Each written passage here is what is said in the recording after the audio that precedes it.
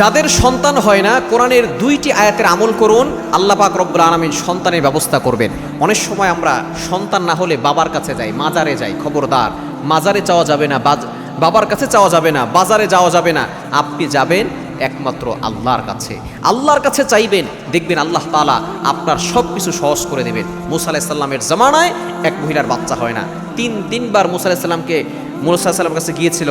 মুসা আলাইহিস সালাম আল্লাহর কাছে জিজ্ঞেস করেছেন, আল্লাহ তাআলা তিনবার নিষেধ করে দিয়েছেন যে তার বাচ্চা হবে না।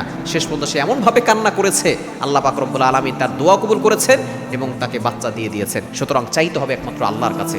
2টা আমল করবেন। 1 নম্বর হচ্ছে ইব্রাহিম আলাইহিস সালাম যে দোয়া করেছিলেন, পবিত্র কোরআনুল কারীমের অন্যতম একটি আমল। আপনি অবশ্যই এই আমলের পাশাপাশি দুরূদ শরীফ আর ইস্তেগফার বেশি বেশি পড়বেন। এই 2টা আমল খুবই কার্যকরী। দুরূদ শরীফ সাল্লাল্লাহু আলাইহি সাল্লাম, আস্তাগফিরুল্লাহ, এই 2টা আমল বেশি বেশি পড়বেন। আর পাশাপাশি 2টা দোয়া কোরআনুল কারীমের। 1 নম্বর হচ্ছে 23 নম্বর পারার 8 নম্বর পৃষ্ঠার 9-10 নম্বর লাইন, সূরা সফফাতের 100 নম্বর আয়াত, রব্বি হাবলি মিনাস সালিহিন, রব্বি হাবলি মিনাস সালিহিন।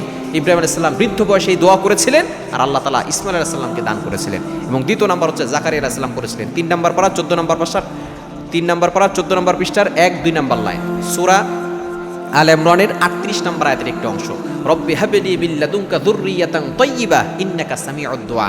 এই ছোট্ট দোয়াটা আপনি বেশি বেশি পড়বেন। হযরত জাকারিয়া আলাইহিস সালাম এই দোয়া করেছিলেন, আল্লাহ তাআলা তাকে ইয়াহইয়া আলাইহিস সালাম দান করেছিলেন। সুতরাং এই 2টা দোয়া বেশি বেশি পড়বেন আর দুরূদ শরীফ ইস্তেগফার বেশি বেশি পড়বেন। দেখবেন আল্লাহ পাক রব্বুল আলামিন আপনাকে নেককার সন্তান দান করবেন।